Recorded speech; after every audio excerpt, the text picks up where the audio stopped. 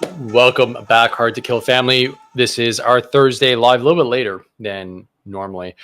Reason for that is here, I'll show you. I'm hobbling around like a cripple. Mentioned last week that my back went out. It's getting a little bit better, but I'll be honest, gotta use a cane to get around to be a little bit more ambulatory. Got a great compliment from a 75-year-old lady while I was taking an old man break. Resting on my cane like I used to rest on my rifle when I was exhausted. She's like, "Hey, nice cane." She's like, "Great colors." I was like, "Thanks." She's like, "Yours is a little bit bigger than mine." I'm like, "Yup, a little bit."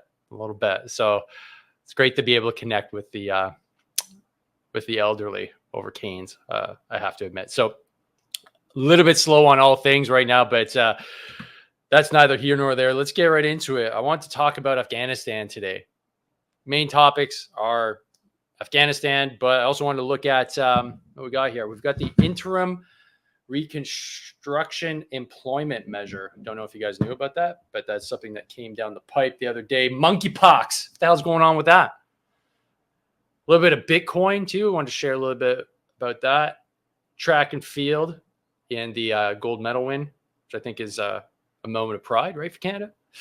And then we'll wrap it up with what the hell's going on with the Afghan withdrawal and why aren't we talking about it? And I'd love to hear what you have to think about it as well. So if we dive right into our moment of share and shill, I wanted to highlight some great progress from some of the folks in the Veterans Getting Fit AF community.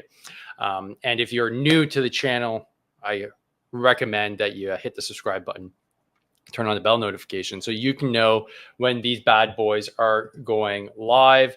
I'm monitoring the comments, so drop your comments here if it's your first time here, right, Virgin? If it is your second or third or 15th time here, drop veteran in the comments and let's get her started. I first want to give a shout out to Amanda for not only losing weight while on vacation and smashing pizza and beer, but also because she's down a whole bunch more weight than stated here. And she's just been following a simple plan with no one-on-one coaching that's here in the group. And she's been doing exceptionally well. And I also want to give a shout out to Rebecca for starting her one-on-one program with our team here at Veterans Getting Fit AF. So shout out to both of you ladies, kicking ass and taking names. If you want to join this community, find out what the hell's going on, it's free. It's free for this entire month of August. You need to go in the description, head to the link for Veterans Getting Fit AF, click on it, join. Let's get you moving, grooving, and down some weight and dialing in your nutrition, fitness, and all those good things. Love to see you here. So without further ado, let's get into what the hell is going on in veteran land. So Canadian Armed Forces just released this new policy. This is called the Interim Reconstitution Employment Measure. So this popped up on my radar on X. And essentially what we're looking at here is a new way to keep forces members in the forces. So this seems to be a workaround from the universality of service. I'm going to read it to you. Today, the Chief of Defense Staff and the Chief Warrant Officer of the Forces introduced the Interim Reconstitution Employment Measure. So that's, I guess, the first major policy initiative by the new CDF, Jenny Carignan, to further support CAF reconstitution. The IRM is effective immediately and seeks to maintain and leverage Canadian Armed Forces members' talent, experience, and expertise. Okay, just off the bat, good on them. Good on them. Wish you had done it, I don't know, like 15 years ago when myself and a lot of the folks, a lot of the troops that fought in Afghanistan, they were beat up and not crippled. But clearly I can still do stuff. I just can't do a ruck march. I can't dig trenches. I may need a cane from time to time. But besides that, I mean, I can still train. I can still train folks. Clearly, that's what I do. I can still be a part of the instructor cadre. But good on him for doing this now, even though it's panic button season. So it's an extraordinary measure that will enable the temporary employment of trained CAF members with permanent medical limitations during the reconstitution period. This measure will be in effect while the CAF reconstitutes or unless otherwise directed. Allowing CAF members within an occupation experiencing a critical shortage or those who hold a required specific skill set to continue their service in uniform on an interim basis in a win-win for members, their families, as well as for the CAF. CAF members currently on a period of retention that will expire on or before April 1st may apply to continue their service in the CAF on an IREM. Their application will be considered on a case-by-case basis. Okay.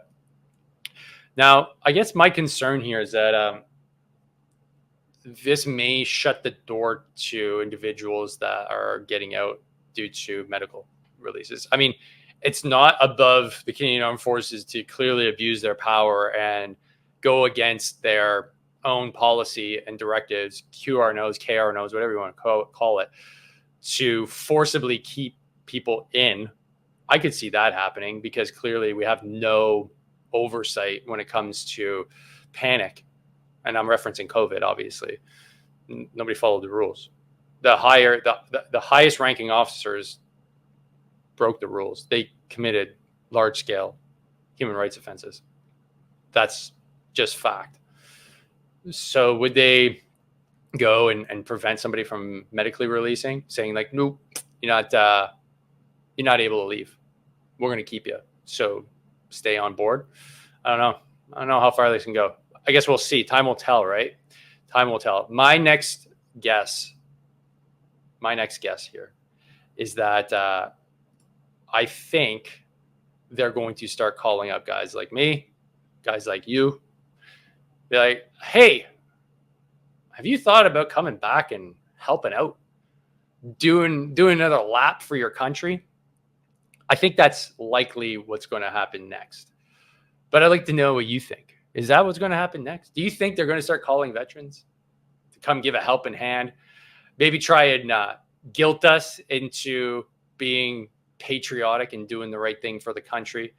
Maybe they'll say they're sorry a little bit. Like, look, things have changed. You know, like a really bad relationship. Like, no, baby, I've changed. No, it's not going to be like the old times. It's going to be better. I've changed. You think it's going to be like that? I'd love to know what you guys think. Drop it in the comments. But with that being said, I completely forgot to mention. That's why I got my Time Out Tribe banner back here. I'm having a sip of some Time Out Tribe Restore. Out of my Veterans for Freedom mug. If you're not aware, Time Out Tribe, an excellent supplement company from right here in Quebec.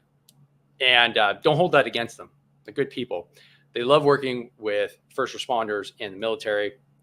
I got a fresh new jug of Restore. This is a hydration pack here. This is their, if you want to call it their rehydrate formula. I love it. I think it's great. And I'm going to be doing a little bit more in terms of content around that stuff. And if you want to try your own, you go in the description. I got a link there and you get a 10% discount just for being a listener to the podcast. So go check them out. Time Out Tribe. Anyways, I digress.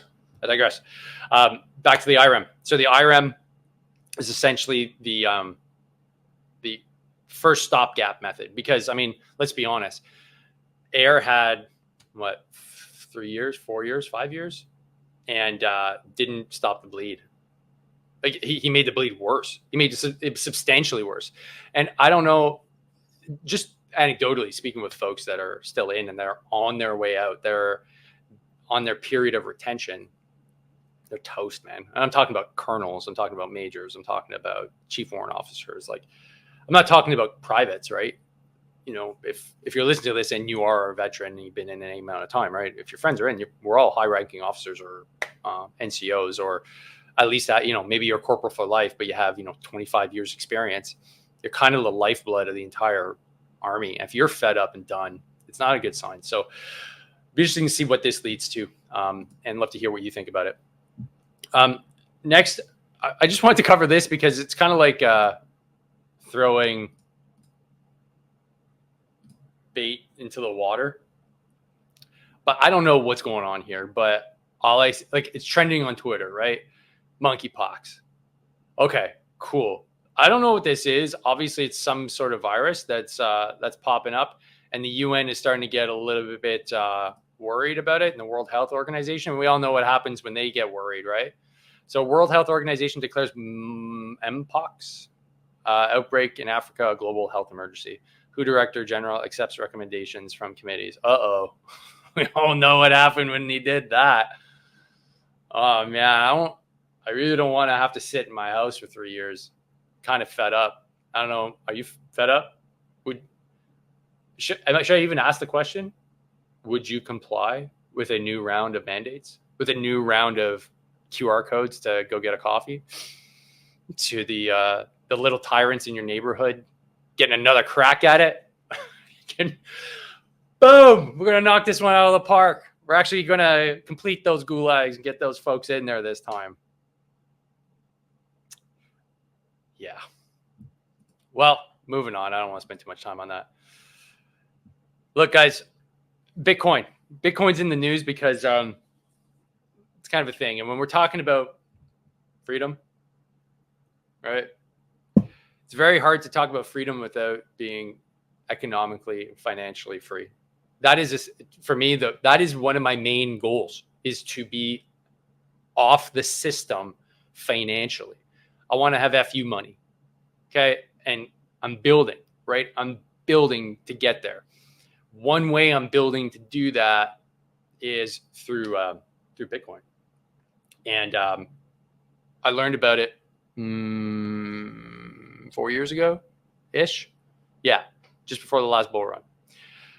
Completely reshaped how I look at money and the way I look at our economic systems and how we get trapped in a certain way of thinking.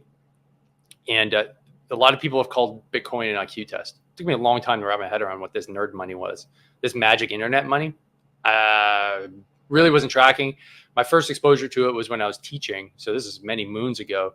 And I remember 2 bull runs ago, I think it went up to $6,000. And I remember hearing about it way early on, right? And that was like in 2010. About this new nerd money that's on the internet.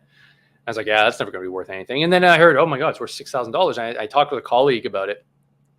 And he was an engineer. And I'm like, okay, how do we buy this thing? He's like, I don't know. I'm like, I'm sure we can figure it out. We're not stupid. You think it's going to be worth anything? He's like, nah, probably not. And then I kind of forgot about it. He never bought any. I did. And I'm thankful that I actually took the leap and I just started investing because it's a substantial part of my portfolio now and all the other cryptocurrencies that come with it. So I just wanted to tip you guys off to it. I'm not trying to shill any coins or anything. I'm just saying get wise to what this is, because a lot of us are in you want to call it the freedom movement. Well, part of it is the financial stuff.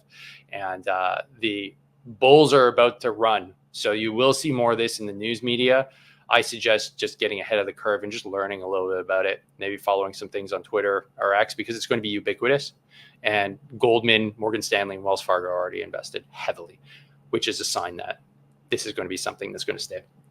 And something that is freaking awesome, man. I don't know. I really enjoy the track and field events at the Olympics. If you guys caught this, I don't know. I was like fist pumping, man. This is really cool. So if you didn't catch it, this is the 4x100. By far, when I was coaching track, was the most exciting event, hands down. Loved coaching it. It was always at the end of our meets, and it's like pandemonium, right? It's just guys busting their guts, and the handoffs and the drama that could happen. And so here, I'll show it to you guys if you haven't seen it. And I spoiled it for you. Obviously, Canada wins gold, but shit. Little bit of pride for the country. I love it. That's what the Olympics are all about. Granted, I am kind of soured on the whole Olympics being basically a slave trade in athletes. You know, the Olympics makes like $1 billion a year as a nonprofit, but yet the athletes get nothing, and they convince them that, oh, well, you know, this is the shot of a lifetime. That's why we're not paying you. You're going to be able to tell your kids that you're an Olympian. Like, man, a lot of them are using OnlyFans and showing their ass, guys and girls, because they have to pay. They have to pay to get there. They have to pay for their training. They have to pay their coaches. The Olympics don't pay them. They're not professional athletes. And that's why I don't know how I feel about having like LeBron and all these NBA stars, even hockey stars, play in the Olympics while the majority of the athletes are unpaid amateurs. I don't know.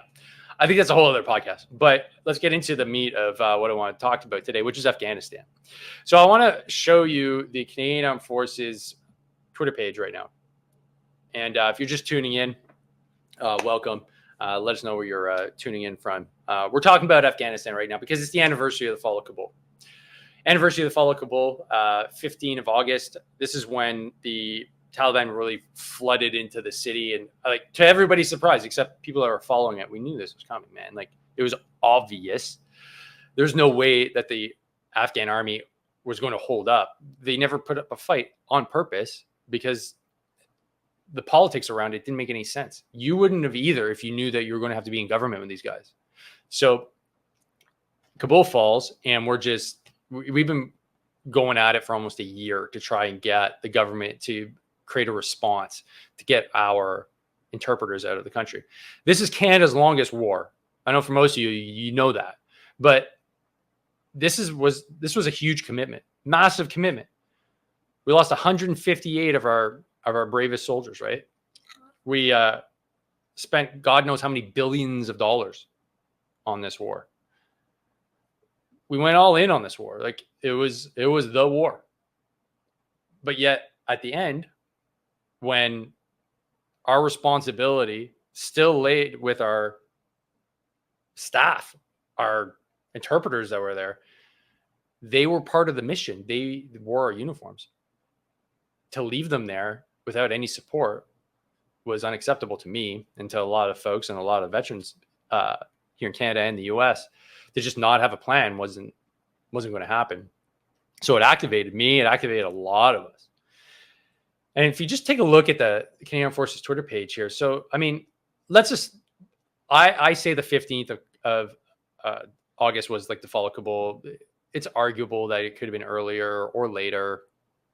Let's just say around the middle of August was when Kabul fell and officially the Taliban took over Afghanistan politically. Look at the Twitter page, right? So foreign policy things, Canadian Armed Forces join for an info session 7 hours ago. Something from, I'm guessing that's World War II. 1945, victory over Japan Day, big day, of course. Some stuff on 5th Division. Keep on scrolling. Stuff on the Navy, clearance divers. What's missing here? Do you see? Do you notice anything?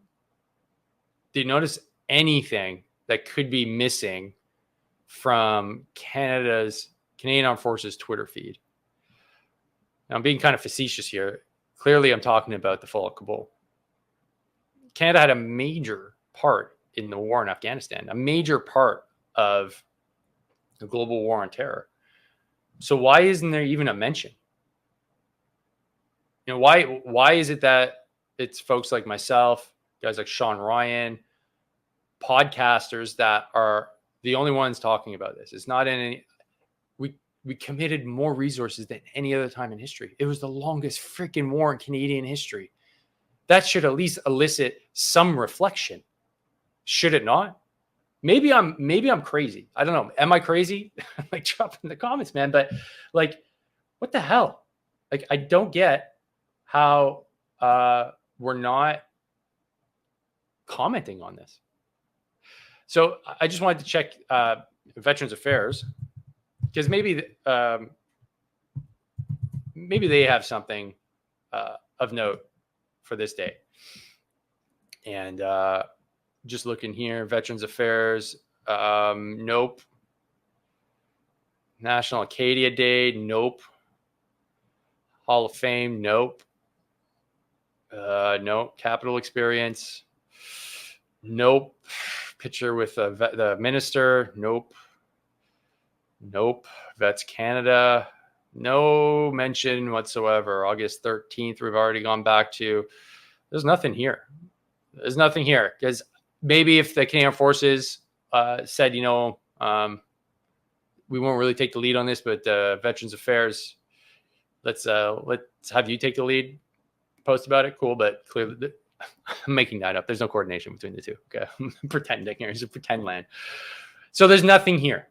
All right. Well, I'm not forgetting about this because this was something that dramatically changed who I was.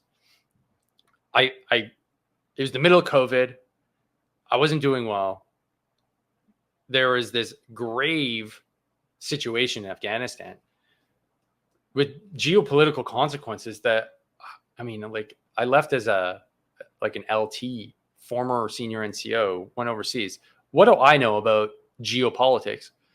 But I did know one thing that was pretty obvious, that when you have a war and you rely on the locals as your allies and they wear your uniform and you hire them, if you leave and they don't get the chance to like be in the stable government that you were supposedly going to create, they're going to be at risk. You have to go make sure that they're protected, because in a future war, nobody's going to want to end up being your ally if they know that you're just going to cut and run and leave them there to be murdered, executed, and raped. I don't know. It seems pretty obvious to me, and it seems obvious to a few other folks too. So this is Sean Ryan, who posted on X. Who would you like to see on the show? And Amanda wrote back, Hard to Kill podcast. Canada's evacuation from Afghanistan will make you mad. I can tell you about people who received letters stating that they were Canadian citizens that were left behind. So, Sean, if you're listening, bro, invite me down. I'll be down in a minute. Give me a hot minute. I'll be down. I'll be down in Atlanta anyways for the Military Influencer Conference in September. So, yeah, we could have a little chit chat. The issue that Amanda here is talking about is I have in my possession literal documents signed, sealed, and delivered by the Canadian government that explicitly said that my interpreter and his family are Canadian citizens and their visa is clear that they can come to Canada. They're citizens. No different than me, or if you're Canadian, listen to this, at all. This is a signed document by the Canadian government. They had to wait for almost 2 years in Pakistan with no money. No money. I'm pretty sure if I wasn't on a blacklist before, I'm pretty sure I am now. I was sending regular Western Union transfers to freaking Islamabad. You know how bad that looks? You know how freaking bad that looks? Sending hundreds of dollars at a time to a terrorist state, essentially. It's not a good look, man. But the only way that they were able to get some cash was begging, essentially. They couldn't work. They were told they were Canadian citizens. They were left to die. That's essentially what happened. They wanted them to go away. By they, I mean the Canadian government. They wouldn't respond to their emails. They wouldn't respond to their phone calls. Took over a year and a half to get them here. They're finally here. Finally. They were one of the first to get vetted. I was working on his file first because I didn't know this was going to turn out. I assumed the Canadian government had a plan. I assumed the American government had a plan. I assumed everybody had a plan. But as it turns out, no, it was just folks that were literal volunteers that came up with the plan. It got so crazy. I'm on the phone with CJOC. What am I doing on the phone with CJOC? I'm a civilian, man. I have no business being on the phone with CJOC. How did that happen? I'm on the phone with literal folks on the ground in Afghanistan, not the military, getting real-time updates that the military is not getting. How did that happen? I wasn't the other one. There was a lot of veterans that were doing a hell of a lot of work for free, putting their ass on the line. And there's just zero recognition. There's radio silence, as you can see from the government on this. This isn't even, I'm sure if you ask bureaucrats out there, they don't even know it's a thing. And as we know, if we look back, I just talked about it a few weeks ago, you have the literal Minister of National Defense, and I'll share what I'm talking about here on the screen, saying that he's committing all the resources to getting our interpreters and locally engaged civilians home. Okay? It was a farce. That wasn't his number one priority. His number one priority was getting his Sikh buddies out. For him, that was more politically expedient. So he squandered resources. That should be a crime, in my opinion. That's treasonous, in my opinion. These guys weren't even Canadian. Bro. I don't even know what to say, man. So we have no idea what's going on behind the scenes. It's pure chaos. This is the story. So if you weren't aware, Afghan Canadian Interpreters was set up by myself and the organization Afghan Canadian Interpreters. This was like the one source of truth during this whole fiasco. The article here is about Sadar. So Sadar was one of the two families that was helping directly. Sadar is here in Canada now. And his story is absolutely insane. Absolutely insane. When we talk about movie scripts, these are the things that we need to start producing here in Canada. We need to have people writing books about this stuff. You know, we have Kevin Newman, who's, I think it's still posted here. Kevin Newman was interviewed on my show during this whole fiasco. And he was very, very clear on how we're losing our ability to have credibility on a world stage. Here's General Rick just saying we should be ashamed as a nation. Yeah, he was bang on. Of course. This was the most shameful thing I could have possibly thought of as a country, to just leave people there. And we were telling them one thing and they were getting another message from another thing. And then to make it even worse, we find out a few weeks ago that our Minister of National Defense was one of the reasons why it was so bad. Nobody took the bull by the horns. There wasn't a single general that said, fuck this. We're going out. We're grabbing our people. I'll take the charge. I don't care. Fire me. But I'm going to do what's right. Okay. And that's how we're going to roll here. And I guarantee you nobody would have said shit. Had you had one of the generals just say, hey, we're rolling out. We're going to go grab our people up. And we're going to get them on planes. I mean, like you had Ukrainian special forces grabbing our interpreters. That is humiliating. Not because they're Ukrainian, because we had other countries picking up our own folks. It's still pretty raw, I'll be honest. It's 3 years on, and there's no closure to this. There he is. There he is, Harjit Sajjan. Along with Marco Mendocino and Mark Garneau, I'm continuing to work with our Canadian forces to help bring Afghan nationals who support Canada and Afghanistan to safety. This is my absolute priority, and we are in constant contact with our allies on this urgent matter. Well, we all know that that's a lie now. Was that August 18th? That was a bold-faced lie. It wasn't his number one priority, clearly.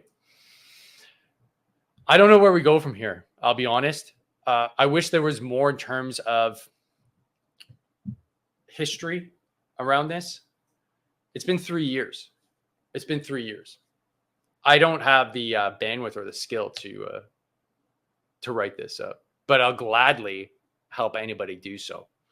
If there's any historians out there, if there's anybody that can really craft the story and connect the dots and, grab the open source intel and all the interviews and compile it, man, it's a hell of a story. And to get those Afghan interpreters' stories out into the universe, just Sadar's story alone, holy shit.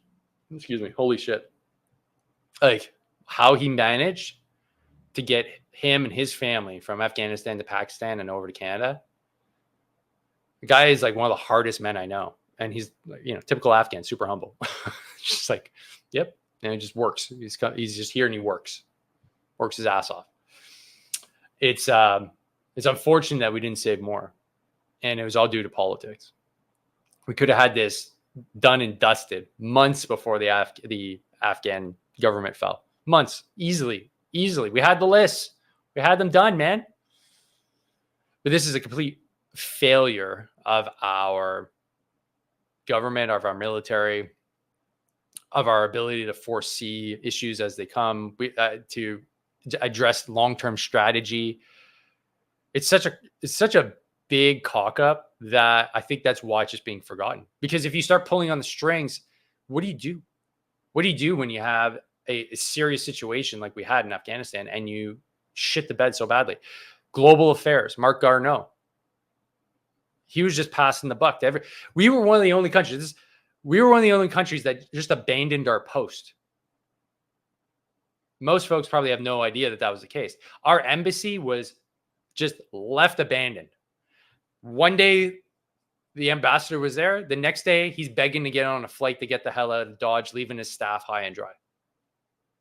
That's what happened.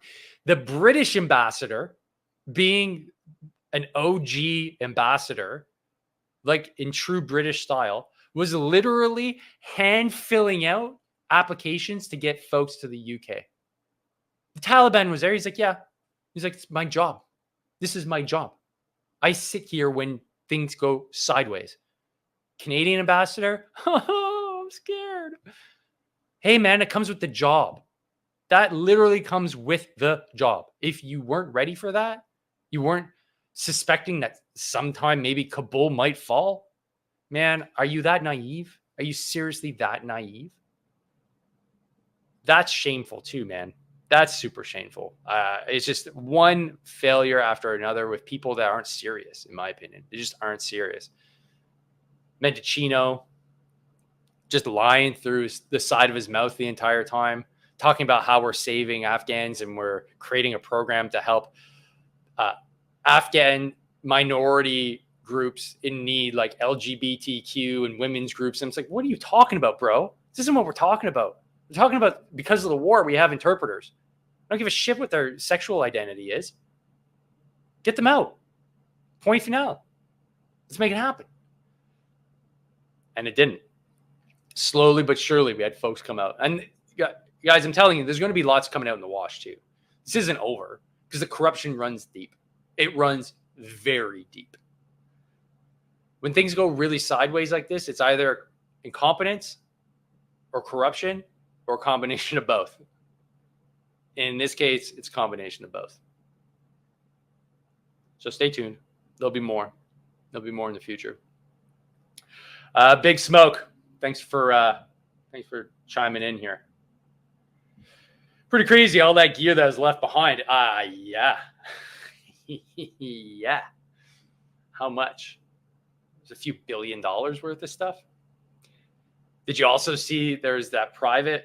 It'd be good to follow up with that story. There was a private or a corporal, Lance. No, not Lance. The Americans don't have Lance corporals. It's American who was at Bagram when they were just getting the hell out of Dodge.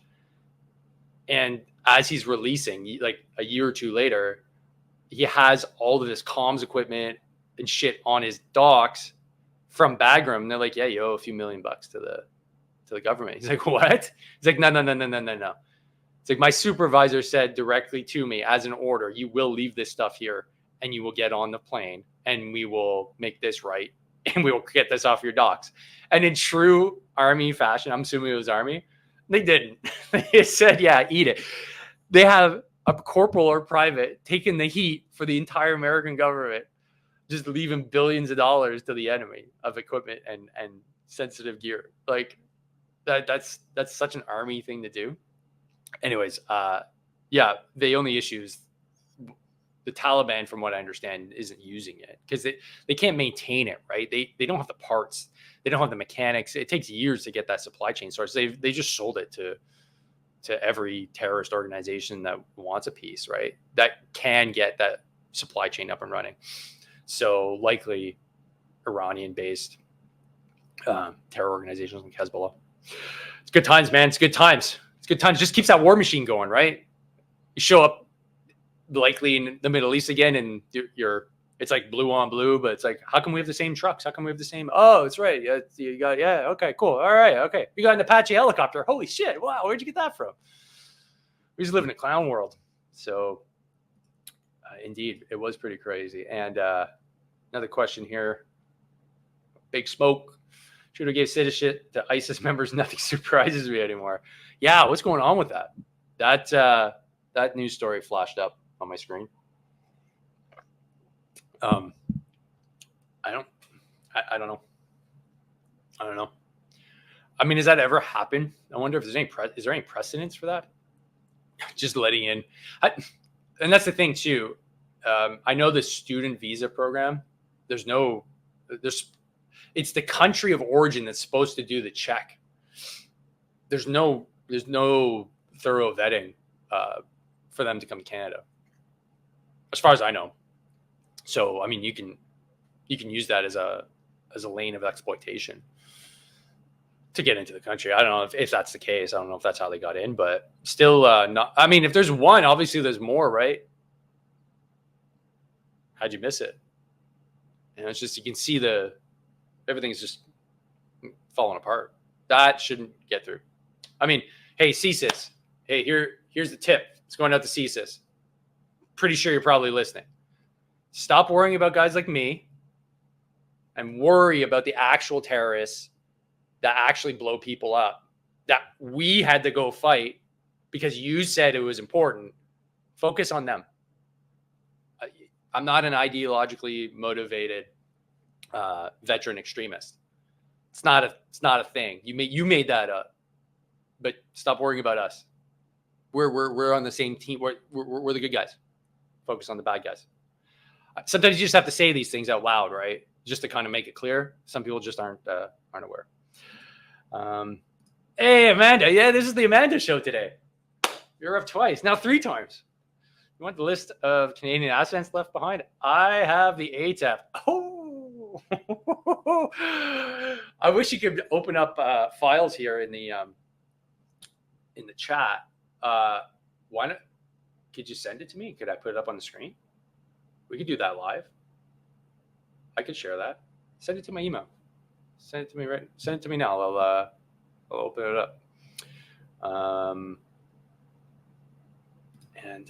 Yeah, Big Smoke. Yeah, it's good times. It's good times. But in all honesty, folks, like, I want to keep the conversation going on Afghanistan. And I don't want it to just linger, because in terms of moral injury, in terms of mental health, for all of us that fought during that war, it'd be a very important step for my sense of well-being if there was some accountability that came out of the Army's mouth and the government's mouth, just a little bit. Accountability to say, hey, that's not on you, that's on me. And every general has a piece of that accountability. Hillier, Natinchik, you name it. Just because they weren't around during the fall doesn't mean that they didn't have a role to play. The letter that came out, I remember the letter that came out from Air, or was it Vance, about the fall of Kabul, didn't lay the responsibility on them. And I wish I could find it. I can't find it in too short a window of time. I'll be all over the place. But what they essentially said was, there's help if you need help. These are trying times. Your mission was not in vain. Yeah, I know that. I think a lot of us know that. You missed your opportunity. We wanted you to say, I screwed up. I should not have let that happen. This was a major failure and it's on me. Just like you tell us from day one of joining the military, accept responsibility. That's it. Just accept the responsibility that you screwed up. Don't let it happen again. That's it. Move on. That would be a massive step forward. I never hear it. I never hear it from the military leadership nor the national leadership. Will the conservatives do anything different? I don't think so. They're just as complicit in all of this. They're the ones that didn't set up a program. They're the ones that actually closed the program to Afghan interpreters. So they suck too. If they had kept the program open, we would have been able to get them out over a 10-year time, and it would have been no panic. We'd been like, yeah, we got everybody out. And maybe there's a few left, but they willfully wanted to stay, so that's it. We didn't do our due diligence, and we didn't help those that helped us. And it's a black mark on our military. It's a black mark on our country. Wonder what you have to think. Any Afghan vets that are wondering about how the whole mission came to an end and what it means? Because it's a spiritual question, right? Well, what does it mean? I was having a great conversation with a really good friend of mine. We're talking about post-traumatic stress, and my interpretation and his interpretation of post-traumatic stress are very much in line. It's not that what we saw and what we did over there that really contributes to the post-traumatic stress, or whatever post-traumatic stress is, because it's literally different for everybody. So he brought up a good point. It's like, man, it's like your ability to rationalize what you did is contextual. We did things for the government because we believed at the time that they were right. But then when we saw things were sideways and things weren't adding up, we were gaslit into thinking that no, this was the right thing to do.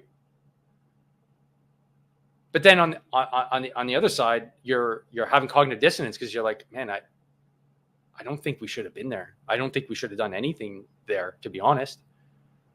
And then I start thinking about like, well, all those homes that we did hard knocks on, and like the families that were scared shitless of us going inside their homes, and like the men and the women, and like, what if that was me? And like there wasn't a win. It was just a loss. So how do you come to grips? Like, thank God I didn't have to take anybody's life when I was there, but those that did, like that is a heavy burden to take on. And it's really the responsibility of the military and the government to say like, hey, this isn't on you. This is on us. We asked you to go. You did your job. We screwed up everything in the back end, and we won't do it again. Something like that would make a whole hell of a lot of difference, because if you're doing things and you're acting in a way that you think is right, I don't think you experience post-traumatic stress. And maybe I'm totally wrong. I mean, like, I'm talking in soldier context, right? I'm just spitballing here, guys. I don't think you experience post-traumatic stress in the same way, man. I think it's, if you're defending your family and you had to kill a bunch of dudes, I don't think I'd have post-traumatic stress from that, man. I don't know. Would you? I think I'd be able to sleep very soundly at night. If my family was under threat and I murdered the guys that were trying to take them out, I don't think that would affect me really. But it's a lack of recognition, the lack of recognition of the government's role in this, that's having an effect on a lot of us, especially if you haven't rationalized with it, right? If you haven't just come to accept it, where it's like, wow, why the fuck do we go there? Why do I feel like this? Like, should I have been there? Shouldn't I have been there? Was this all just a lie? It's just made worse when you have a terrible response to a serious situation that just makes it seem like it's a clown show. And when you see everything around you that's a clown show, you recognize that you are a part of that clown show. And that's the hardest thing to come to grips with. And this is nothing new. This goes back to Nietzsche, man. This is 150 plus years old, written down by dudes that are significantly smarter than I am about psychology. Nietzsche was a warrior too. He fought in the Franco-Prussian War, I believe. And he was having the same feelings too. He's like, man, we sieged the city, but like I knew I had to do it. I think he was an artillery officer. But then I came to grips with, well, maybe we're not the good guys. And then that's when you start kind of opening up that box, that Pandora's box. Like, oh, wait, what happens if we're not the good guys? Uh-oh. Right? If you listen to Arnold Schwarzenegger's documentary about his life and living with his Austrian father, who was a member of the SS. Was he part of the SS? Either way, he was a Nazi officer. He's like, we grew up in it with a generation of broken men, because all of the officers, like, obviously we didn't completely destroy and kill every German officer and soldier. They all went back home. They lost the war. They went back home.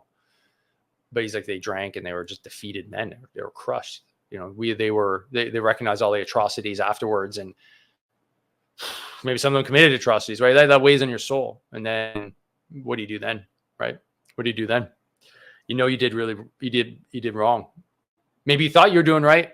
That's, I think, how most people start out. So that's just what we're dealing with here, I guess. But I appreciate you guys tuning in. Thanks, Silver Links, for throwing up the tri-slash. Is there a word for that? The diagonals. Appreciate it. And folks, appreciate you tuning in. Don't forget, go check out your Timeout Tribe Restore. Head to the link that's in my description. They are a great Canadian company, putting out great Canadian supplements. Tune in every Thursday. We do this every Thursday. I try to keep it consistent with the timing, but due to my my low speed, high drag situation right now, things are a little bit slower. And before we wrap up, we got one more comment. All wars are rich man's game. Cheers, brother. Yeah, man. Yeah, the only war, I mean, I think that's justifiable for me now is a big red machine comes over the Arctic and starts deciding that they want to poke around in their backyard. That's a no-brainer. Any others? I don't know. Basically, it comes down to if anybody wants to take what I have here, yeah, nobody's going to convince me that somebody 7,000 kilometers away is somehow trying to take my shit. Yeah, it's not going to happen. So thanks for tuning in. Thanks for the comments, folks. Always appreciate the love. And don't forget to like, subscribe, share with your friends. And we'll be right back here next Thursday. Enjoy the rest of the week. Enjoy your weekend and train hard, fight easy. See you next one. Peace.